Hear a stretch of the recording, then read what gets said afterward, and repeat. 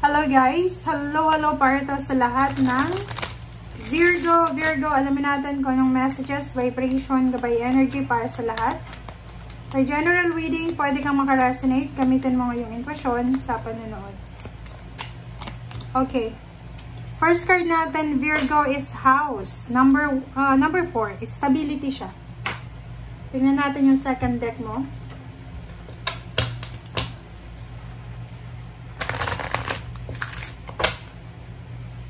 House, home. Okay, protect your dreams. Wow.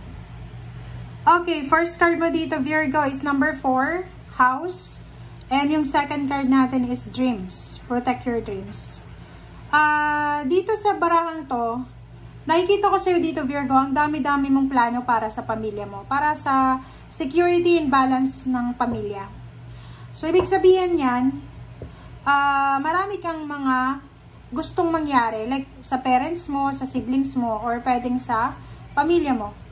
Pwedeng plano mong magpatayo ng bahay, pwedeng plano mong bumili ng bahay, pwedeng plano mong magbenta ng bahay, parang ganon. Kung ano man tong mga plano mo sa buhay, stable yung plan mo, diba? Stable, secured yung plano mo. Dito sinasabi na ikaw yung may hawak ng plano mo. So, kailangan mong proteksyonan yan. Okay? Siguro may mga iba sa inyo na medyo disappointed kasi marami kayong expectation na hindi nyo nakuha. Dito sinasabi ng barahan na be patient. Okay? Be patient, be strong. Wag mong i-give up etong pangarap mo. Okay? Proteksyonan mo. Yun yung sinasabi ng barahan. Hindi ibig sabihin na hindi mo nakuha yung gusto mo sa ngayon, ay hindi mo na talaga makukuha. Minsan ganun yung buhay. Minsan kung talagang chine-chase natin yung isang bagay or isang sitwasyon, isang tao, talagang palayo ng palayo yun. Pero once na let go mo na, lalapit at lalapit na yan sa'yo. So, let go, let God, let it flow. Breathe in, breathe out. Yun. I-let go mo na. Okay? Bahala ng taas kung ano yung deserve mo na blessings. Huwag mong i-pressure yung sarili mo. Okay.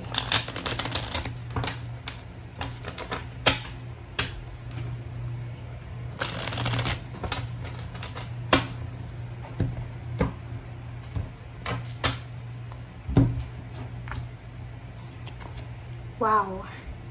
Okay, so dito Virgo, sinasabi ng barahan na isang emotional news ang posibleng magdadala sa'yo and the rest ng family mo ng strength, diba? Ng courage, bravery, parang gano'n. So, isang napakagandang balita ang matatanggap mo na posibleng magdala sa'yo and the parents mo, diba? Yung parents mo, siblings, kadugo mo, relationship, anak, asawa, or pwedeng meron ka ng apo. Yun yung kung sino man ito na connected sa'yo, ang magandang balitang to na darating sa'yo ay magbe-benefit kayo neto lahat. So, lahat kayo magiging masaya, lahat kayo ay magiging satisfied. Okay. Yun. So, posibleng isa sa mga makukuha mo ngayon or mamamanifest mo is yung financial wishes mo. Ano ba yung mga financial wishes mo? Nakikita ko sa'yo dito na this week, yung mga financial wishes mo, biglang magbabago siya. Diba? Parang, dati, sobrang aggressive yung approach mo eh. Diba? Yung sobra kang aggressive na aggressive ka. But now, nakikita ko sa'yo dito na magre-relax ka. Yung parang, hahayaan mo na lang. Okay? Kasi, yung focus mo, simula pa last year siguro, is 9 of Pentacles. Diba? Yung parang, gusto mong yumaman, gusto mong yun, makabili ng bahay, agad-agad, diba? So, kung halimbawa nasa ibang bansa ka, bago ka lang na OFW, huwag kang ma-pressure, okay? Okay, so dito, sinasabi ng baraha sa'yo na if sa kasalukuyan, nandito ka sa sitwasyon ng 8 of Swords, lalo sa financial, hayaan mo lang, diba? Huwag kang ma-pressure. Kasi ang nakikita ko sa'yo dito, parang pressured ka, lalo sa pera. Parang, siguro sanay ka na may hawak na pera. Siguro ngayon unemployed ka, or pwedeng nag-resign ka, or wala kang pera sa ngayon. Kaya feeling stagnant ka, feeling mo restricted ka. Kahit like for example, may gusto kang bilhin, hindi mo mabili kasi wala kang pera. Dito sinasabi ng bara, huwag ka daw mag-alala kasi may paparating sa yung pera pero kailangan mo maghintay. Okay? So, kung trabaho itong hinihintay mo, kailangan mo talagang maghintay, guys. Okay? Maghintay kayo, huwag kayong magpadalos-dalos kasi nakikita ko yung pressure sa sa baraha, sobrang parang ganito ganyan na sa baraha mo tingnan mo to. 'Di ba?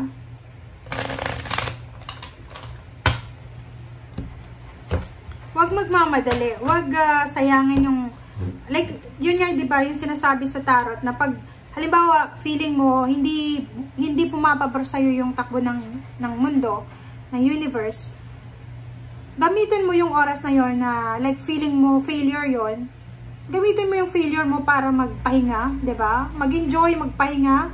Tapos pag naka-recharge ka na, naka-refresh ka na ng energy mo, hindi mo alam, isang unexpected call, email, chat ang posibleng magbibigay sa iyo ng hope, 'di ba?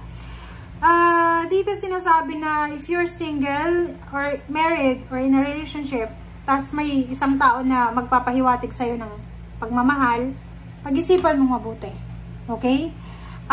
Dito nakikita ko na prone ka, simula pa last year siguro, if you're married or in a committed relationship, sobrang prone ka sa mga third party.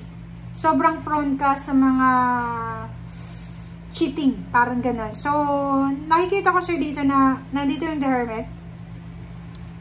Pag-isipan natin kung sino yung taong masasaktan natin. Pag pumasok tayo dyan sa relationship na yan. O, tingnan mo. Diba?